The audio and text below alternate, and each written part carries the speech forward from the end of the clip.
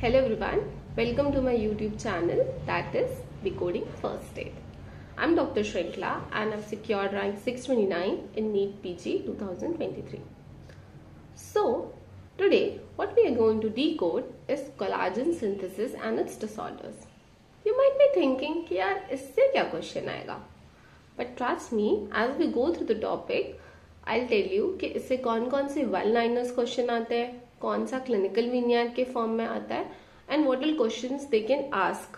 What is the probability of it, right? So let's quickly go through it, and before that, I'll tell you how we'll study the topic. ठीक है?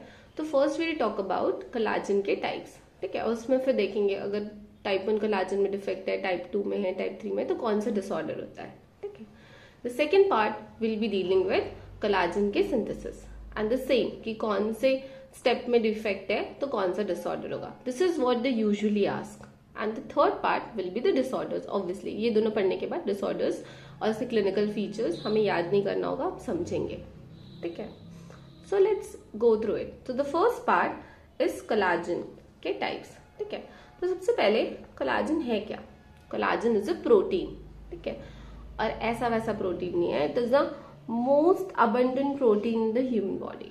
ठीक है? ये collagen क्या है? It's a repeating tripeptide. Okay, if it is repeating tripeptide it means इसमें 3 amino acids है. How it is? See, it has glycine, then a X and a Y, then again glycine. Okay, so the glycine of the collagen is fixed. Glycine का content collagen में fixed रहता है. But the X and Y, these are variables. But usually most of the times X क्या होता है? Proline होता है या फिर lysine होगा. And the Y क्या होता है? Y is hydroxyproline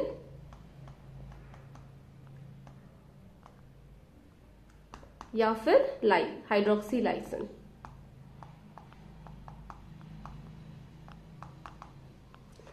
this is the primary structure of collagen. जब वो बनता है तो सबसे पहले वो ऐसे लीनियर फॉर्म में रहेगा. ग्लाइसिन, फिर एक अमाइनो एसिड, फिर दूसरा अमाइनो एसिड, फिर से ग्लाइसिन.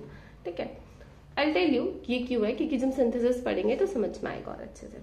ठीक है? आगे बढ़ते हैं. सो और बस ये इम्पोर्टेंट नहीं है, इसमें ये होता है कि it also undergoes post translation modification. जब सिंथेसिस पढ़ेंगे तब वहां पे मैं बताऊंगी क्या पोस्ट ट्रांसलेशन मॉडिफिकेशन है. ठीक है? What it does, it strengthens the extra cellular matrix. ठीक है? और हमारे पास 20 से ज्यादा टाइप्स होते हैं कोलाजन के, बट जो हमें याद रखने हैं वो सिर्फ 4 है. ठीक है? उसको याद कैसे रखते हैं? It's very easy. ठीक है? Either remember it by mnemonic, that is cap. S stands for skeleton. C, S stands for skeleton. Skeleton में क्या होगा? Obviously you'll have bones, you'll have tendons. ठीक है? या तो ऐसे याद रख लो, या तो there is also one thing how you can easily remember it is C. Bone और tendon में 1 आता है, तो it will have type 1 collagen. Correct? Along with that, what all things also has type 1 collagen is dentin में भी होता है. ठीक है? फेशिया में भी होता है, स्किन में भी होता है. ये सब में टाइप 1 कोलाजन है ना. टाइप 2 को ऐसे याद रख लो, या तो टाइप 2 में स्कैब का C इस कार्टिलेज, या फिर एक और तरीका है कार्टिलेज को कार्टूलेज लिख लो, तो यू रिमेम्बर इट. ठीक है? तो it has all the types of cartilage has type 2 collagen, even including hyaline. ठीक है? Type 3 is A for arteries, blood vessels होता है. बट सिर्फ ब्लड वेसल्स नहीं होता है टाइप 3 में. टाइप 3 में along with the blood vessels you also have, I'll write it down for you, let you also add it, right? It also has lymphatics, okay, and uterus with organs like this. Okay, intestine also. So these are the ones which contain type 3 collagen. ये सब में होता है. ठीक है? उसके बाद type 4 में क्या है? इजी है. टाइप 4 में B is for basement membrane. Basement membrane में कहाँ पे होगा? ग्लोमेरुलस में होगा और कॉक्लिया में होगा. ठीक है? या फिर ऐसे याद रख लो टाइप 4 अंडर द फ्लोर. ठीक है? या तो स्कैब के निमोनिक से याद रख लो, या फिर टाइप 1 का जैसे 1 है तो bone tendon. Type 2 is cartilage. ठीक है? Type 3 is blood vessels and type 4 is under the floor. ठीक है? basement membrane. Okay, now what all questions they ask from is what we are going to study. So questions जो frame होता है usually जो पूछते हैं that is कि osteogenesis imperfecta है, उसमें टाइप 1 में उसमें टाइप 1 कोलाजन डिफेक्ट है, उसका डिक्रीज प्रोडक्शन होता है. ठीक है, नॉर्मली बनता है the type 1 collagen that is formed is normal, but there is a decrease production of normally produce type 1 collagen. That is what happens. ठीक है, वैसे ही टाइप 3 जो रहता है उसमें क्या होता है, type 3 is deficient in vascular type of Ehlers Danlos syndrome. Correct, Ehlers Danlos में टाइप 3 गया हुआ है. ठीक है, और टाइप 4 जो रहता है उसमें 2 डिसऑर्डर्स है जो हमको याद रखने हैं, जो पूछेंगे, एल्पॉट एंड गुडपैचर्स. यू नो एल्पॉट में क्या होता है, टाइप 4 जो रहता है collagen that is a basement membrane, उसमें डिफेक्ट होता है. तो वो कहाँ पे होगा, बेसमेंट मेम्ब्रेन का डिफेक्ट होगा अगर तुम्हारा कॉक्लिया में, तो यू हैव हेयरिंग लॉस, उसका क्लिनिकल फीचर है. साथ में बेसमेंट मेम्ब्रेन ग्लोमेरुलस का भी अफेक्टेड होता है, इसलिए ग्लोमेरुलोनेफ्राइटिस भी होता है. ठीक है, this is what Alport's is. Same happens with Goodpasture. Goodpasture में क्या, ऑटो एंटीबॉडीज टाइप 4 कोलाजन के अगेंस्ट होती है जो कि बेसमेंट मेम्ब्रेन में होता है ग्लोमेरुलस के, इसलिए उसमें भी ग्लोमेरुलोनेफ्राइटिस होता है. This is how you'll remember it. ठीक है, I hope this was clear to you. But see collagen के टाइप्स में पढ़ाना, वैसे ही सिंथेसिस में भी होता है कि कौन से स्टेप में कौन सा डिफेक्ट होगा तो कौन सा डिसऑर्डर होगा. This is what you should know. So पहले अपन नॉर्मल सिंपल प्रोडक्शन देखते हैं जो नॉर्मल होता है. ठीक है, सी कोलाजन का सिंथेसिस कहाँ पे होता है, फाइब्रोब्लास्ट में, और उसमें भी रफ एंडोप्लाज्मिक रेटिकुलम. प्रोटीन है, ट्रांसलेशन होगा रफ एंडोप्लाज्मिक रेटिकुलम में.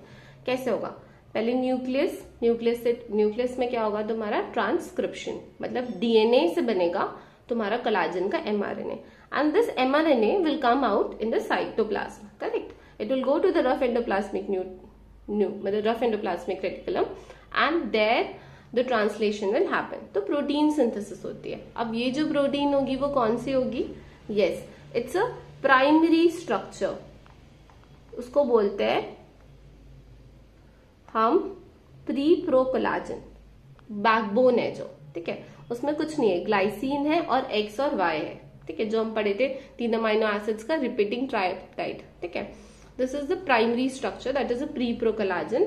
और इसको और क्या बोलते हैं, collagen alpha chains. Okay, now what happens, this collagen alpha chain will undergo hydroxylation. Hydroxylation जो होता है वो कहाँ पे होता है, जो ग्लाइसिन में नहीं होगा, वो प्रोलीन और जो लाइसिन रेसिड्यूज होते हैं ना इसमें.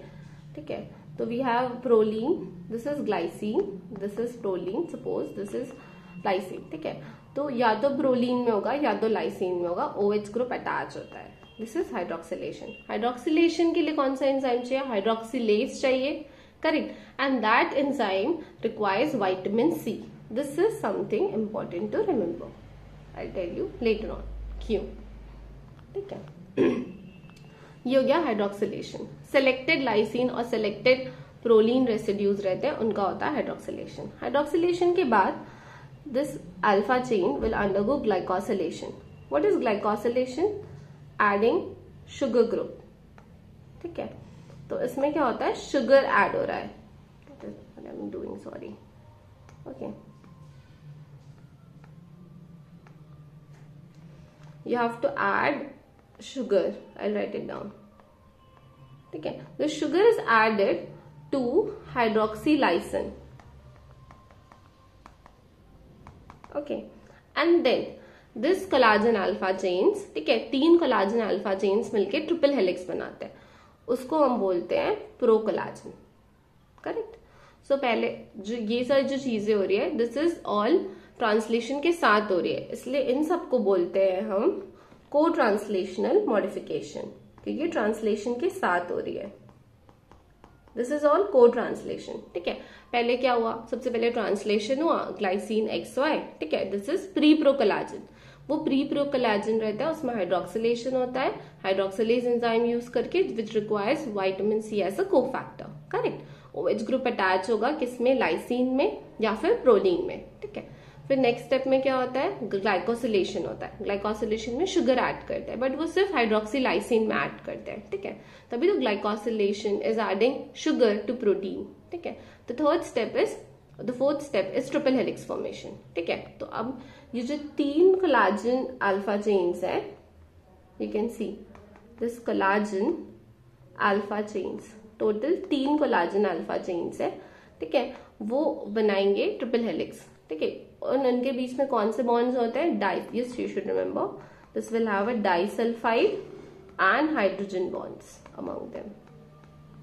Okay, this is something you should know. Okay, now we have formed procollagen. अब ये procollagen क्या होगा? It will exocytosis होगा. ठीक है, it will come out of the cytoplasm of the cell and वो enter करेगा extracellular space में. अब जो भी चीजें होने वाली है उसमें जो भी मॉडिफिकेशन आने वाला है, this is post translational modification. Okay, इसको बोलते हैं post translation and this is why collagen is unique. One more point that you should no कि कोलाजन में जो हाइड्रोक्सी प्रोलीन है, हाइड्रोक्सी प्रोलीन, ठीक है, this is unique. Hydroxyproline is something that is unique to collagen. Therefore, it is used for the lab quantification of collagen. Okay, you should write it down. Lab quantification के अपन hydroxyproline use करते हैं. क्यों? क्योंकि hydroxyproline unique है collagen के लिए. ठीक है, बाकी सब unique नहीं है, सब दूसरों में भी होता है. ठीक है, तो we have formed this. You have understood this, and now what happens is, see, this collagen, this actually procollagen has come out of the cell, exocytosis हो गया. अब क्या होगा कि ट्रोपोकोलाजन फॉर्म होता है. कैसे? ये इसमें जो C terminal and the N terminals होते हैं ना तुम्हारे प्रोकोलाजन के, वो क्लीव ऑफ हो जाता है. इट हैज डाइसल्फाइड बॉन्ड्स, मैं हमने पहले ही बताया था. तो प्रोकोलाजन का C टर्मिनल N टर्मिनल का क्लीवेज होता है यूजिंग प्रोकोलाजन प्रोटीएज एंजाइम वगैरह यूज करेंगे. ठीक है, तो इट विल क्लीव ऑफ. अब इससे जो बनता है वो होता है tropocollagen and this tropocollagen is insoluble. Okay, अब बहुत सारे जो ट्रोपोकोलाजन्स है वो फाइनली असेंबल होते हैं खुद से, that is self assembly into the collagen fibrils. Okay, and then finally अब जो एक और एंजाइम जो हमको याद करना है वो है तुम्हारा लाइसिल ऑक्सीडेज. ठीक है, वो आ तो गए साथ में, लेकिन अब उनकी क्रॉस लिंकिंग होगी. क्रॉस लिंकिंग में चाहिए enzyme lysyl oxidase and this enzyme require what? Copper. This is very important, क्योंकि अब जब आगे हम मेंकीस डिजीज पढ़ेंगे तो हम समझाएंगे क्यों मेंकीस डिजीज में क्या फीचर्स क्या होता है. ठीक है, तो this lysyl oxidase enzyme it requires copper as a cofactor. तब वो क्रॉस लिंकिंग बनता है and it will finally make the collagen rigid, ठीक है, and strengthen it. So this is how the collagen fiber is formed. ठीक है. So now that we have started collagen synthesis and how it happens, let's study disorders of collagen from this table. Like there are 3 disorders which you should remember from this table. First, we have vitamin C. See, this vitamin C is required for the functioning of hydroxylase enzyme, and if the hydroxylase enzyme is not working, so hydroxylation will not occur.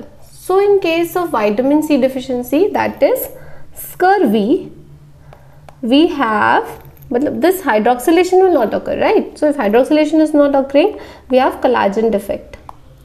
And if the collagen is defective, and so are the places where the collagen, the tissues where the collagen is present, that is,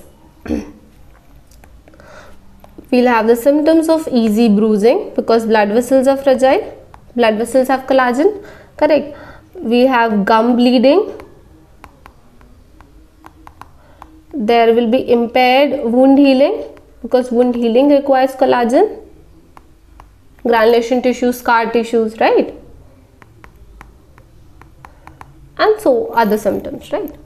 The second one that you should know is this triple helix formation. If the triple helix formation is impaired, then we have a disorder that you must be knowing is osteogenesis imperfecta. Okay, so in osteogenesis imperfecta, there is defect in the triple helix formation. And the third you should remember is We know that copper is required. It's a cofactor for the lysyl oxidase. So if the copper is not there, if you have copper deficiency, then the cross-linking, since this enzyme is not functional, the cross-linking will not happen. And if that does not happening, this is what happens in Menkes disease. There will be again a collagen defect. It is also a connective tissue disorder. Obviously, we'll have collagen defect. And the most characteristic thing that we see here is kinky hairs. We'll study about it. See, so there's 3 disorders that you should remember from the table. At which step, the defect at which step leads to this disorder is this. Scurvy, hydroxylation will not occur because vitamin C is required for it. Triple helix formation, osteogenesis imperfecta, and lysyl oxidase because copper is required for it, so it will be defective in Menkes disease. Cross-linking will not happen. Okay, so now we are done with collagen types and the synthesis. We'll be talking about collagen disorders separately in the next part of the video, and I've put the video link in the description box. You can check that out. Also, if you're curious and if you want to study about other disorders like glycogen storage disorders, that is also very frequently asked questions nowadays, and lysosomal storage disorders. There are 2 to 3 questions which are nowadays they are asked in every exam from these 2 topics. So I have made videos on that. So please check that out, and I've put the link in the description box. So if you like my video, please comment on any other topic that you want me to make video on, and please like my video.